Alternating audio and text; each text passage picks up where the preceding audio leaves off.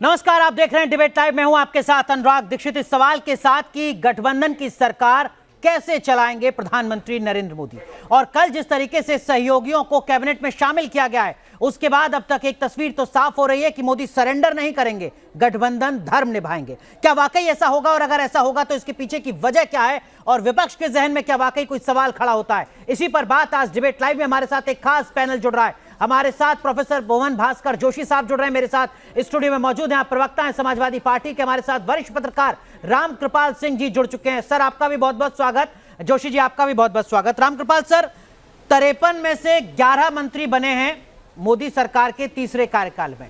UPA के पहले चरण या यूपीए के दूसरे चरण को अगर देखें तो सहयोगी दलों के मंत्रियों की संख्या के मुकाबले काफी कम। क्या प्रधानमंत्री नरेंद्र मोदी ने ये मैसेज लाउड एंड क्लियर दे दिया है कि समझौता नहीं होगा, सरेंडर नहीं होगा, गठबंधन धर्म निभाया जाएगा?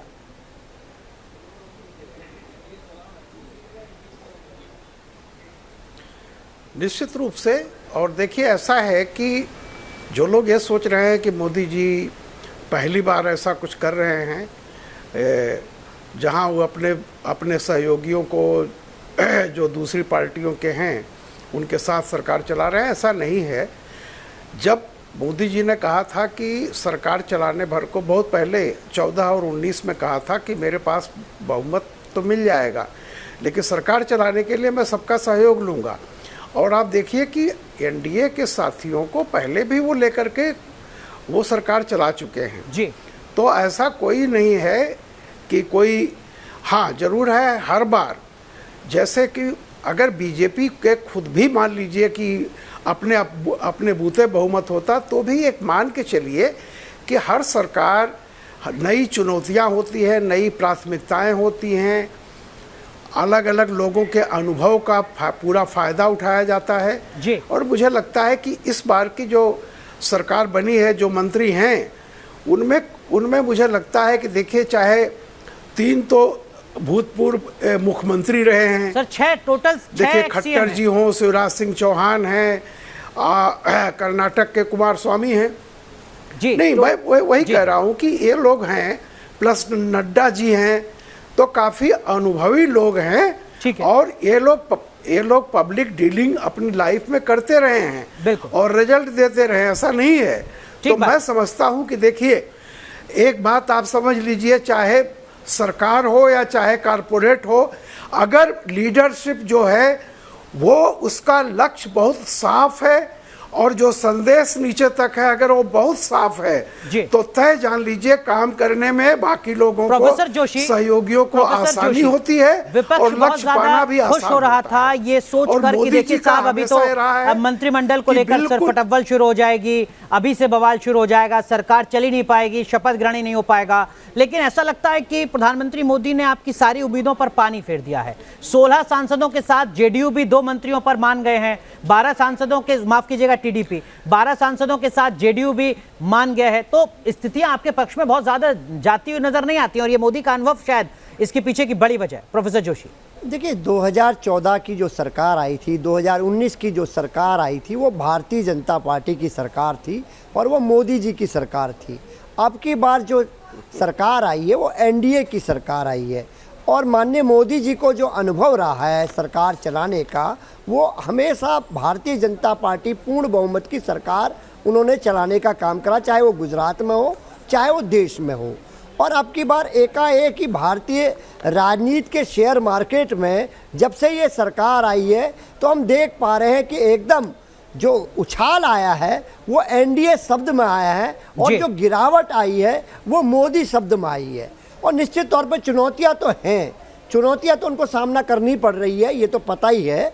निश्चित तौर पे हम लोग तो केवल एक मुख्य विपक्षी दल होने के कारण उत्तर प्रदेश के, और देश की तीसरे नंबर की पार्टी होने के कारण, केवल हमें जो मैंडेट दिया है मुख्य विपक्ष में बैठने का दिया है। लेकिन अरमानों पर तो पानी फिरता हुआ नजर आ रहा है ना। जिस सिर्फ फटव्वल की उम्मीद आप करके चल रहे थे, वैसा प्रोफेसर जोशी अभी तक नजर नहीं आ रहा है। जो सहयोगी दल हैं वो कह रहे हैं कि साहब 2 मंत्री बनाओ, 3 मंत्री बनाओ, 1 बनाओ, कोई फर्क नहीं पड़ रहा हम पर। देखिए, अभी तो मैं इतना कहना चाहता हूं कि अभी सरकार का उदय भी ठीक से इसलिए नहीं हो पाया क्योंकि पोर्टफोलियो भी नहीं मिले हैं। ठीक है। और हम इस तरह के लोग नहीं हैं, हम मुख्य विपक्षी दल हैं। हमें ये नहीं है इंडिया गठबंधन को कि ये सरकार चले ना चले, हमारी जिम्मेदारी है 140 करोड़ देश के युवाओं की, महिलाओं की, किसानों की। हम लोग मजबूती से सदन में सरकार को घेरने का काम करेंगे। ठीक है, वैलिड पॉइंट है आपका। देखेंगे कि आगे संसद चलेगी या सिर्फ हंगामा संसद में देखने को मिलेगा। लेकिन सिद्धार्थ यादव, हर किसी के जहन में यह सवाल होगा, बीजेपी के प्रवक्ता हमारे साथ जुड़ गए हैं। सिद्धार्थ यादव, हर किसी के जहन में यह सवाल होगा कि देखिए, अब तक जो भारतीय राजनीति में हमने देखा वो तो यही देखा कि जैसे ही कोई किंगमेकर की भूमिका में आता है, बार्गेनिंग कैपेसिटी बढ़ जाती है। इस बार कैसे आपने साध लिया कि नीतीश कुमार भी 2 मंत्रियों के साथ मान गए, चंद्रबाबू नायडू भी 2 मंत्रियों के साथ मान गए, जो पहले कह रहे थे कि हमको तो लोकसभा अध्यक्ष भी चाहिए, हमको 6 मंत्री भी चाहिए। ये कैसे हुआ?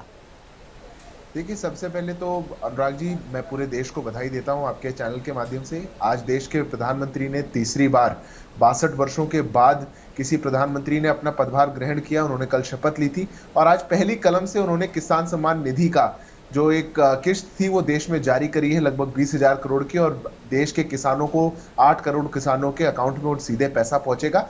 ये बताता है कि मोदी 3.0 कैसा होने जा रहा है। ये बताता है कि अगर किसी सरकार की प्राथमिकता जन कल्याण, गरीब कल्याण होगी तो उस सरकार में कोई सिर्फ फुटबॉल की बात ही नहीं आएगी। अब हमारा अलायंस इंडिया अलायंस की तरह तो था नहीं, जहां पे ना चाल, चरित्र, चेहरा कुछ भी नहीं मिलता हो, जहां पर कोई विचारधारा नहीं हो। एक पार्टी कहती है सनातन धर्म को खत्म करेंगे, दूसरी कहती है हम हिंदू राष्ट्र बनाएंगे। जब ऐसे डाइवर्सिफाइड या एक दूसरे को कहा जाए कि अंतर्ध्वनि, एक अंतर विरोध से भरा हुआ गठबंधन होता है, तब ऐसी बातें होती हैं जो समाजवादी पार्टी के प्रवक्ता को लग रही थी या कांग्रेस पार्टी के जो नेता रोज बैठ के सोचते हैं। पर हमारी, अनुराग जी, हमारा गठबंधन एक प्री पोल अलायंस था जो जनता के बीच में गया, जिसने जनता के सामने विकल्प रखा कि 10 साल हमने काम किया, आप हमको एक मौका और दीजिए और हम देश को। लेकिन सिद्धार्थ, प्रोफेसर जोशी के जहन में एक सवाल और हो सकता है, और वो सवाल ये कि अगर ऑल इज वेल तो अब तक मंत्रालयों का बंटवारा क्यों नहीं हुआ है? क्यों नहीं लिस्ट अब तक सामने आई है? 24 घंटे लगभग हो चुके हैं। अनुराग जी, हर बार इतना डिले होता है। ये आप देखिए, जानते हैं। अब और किसी के मन में क्यों प्रश्न आता है, उसका क्या कारण हो सकता है, मैं उस पर नहीं कह सकता। पर मंत्रिमंडल की शपथ के बाद ये विशेष अधिकार है देश के प्रधानमंत्री का कि वो देश बैठ के तय करें कि कौन सा मंत्रालय किस मंत्री को संभालना है, और उसकी लिस्ट हमेशा ही लगभग 1 दिन 2 दिन बाद हमारे सामने आती है और जल्द आ जाएगी। ठीक है, मैं आऊंगा प्रोफेसर जोशी आपके पास। हमारे साथ वरिष्ठ पत्रकार राहुल देव सर भी जुड़ चुके हैं। रामकृपाल सर, आपके पास भी आऊंगा।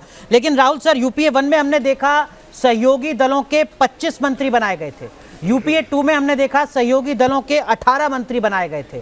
अब तीसरे कार्यकाल में मोदी जी के 11 मंत्री बने हैं। क्या आपको लगता है कि वाकई बीजेपी अपने सहयोगी दलों को ये मैसेज देने में कामयाब रही है कि हम समझौता नहीं करेंगे, हम कोई मजबूरी में सरकार को आगे नहीं चलाएंगे? क्योंकि कामयाब रही है कि नहीं या नहीं रही है, ये तो कुछ दिनों बाद पता चलेगा, जब मंत्रालयों का बंटवारा होगा, सबकी भूमिकाएं तय हो जाएंगी और उसके बाद जो प्रतिक्रियाएं आएंगी उसके बाद पता चलेगा। अभी तो शुरुआत में अब हमारे मित्र जो भी कह रहे हो, लेकिन अभी समस्याएं तो आनी शुरू हो गई हैं। कुछ सहयोगियों ने पद ग्रहण से इनकार कर दिया है सीधे सीधे, और खबरें चल रही हैं कि टीडीपी ने कौन सी शर्तें लगाई हैं, उनको स्पीकर का पद चाहिए, किसको कितने मंत्रालय चाहिए, कितने कैबिनेट मंत्री, कितने राज्य मंत्री चाहिए। ये सब खींचतान और सौदेबाजी चल रही है। और देखिए, जब भी मंत्रिमंडल गठन होता है, चाहे यूपीए का हो या एनडीए का हो, उसमें ये खींचतान और सौदेबाजी होती है। सौदेबाजी राजनीति का एक बहुत प्रचलित और सर्वमान्य तरीका है। ये अपने आप में कोई इसमें बुराई नहीं है, लेकिन जल्दबाजी की कोई जरूरत नहीं है। ये सब तय होगा और साथी सहयोगी संतुष्ट हैं या नहीं हैं, ये मंत्रिमंडलों के बंटवारे के बाद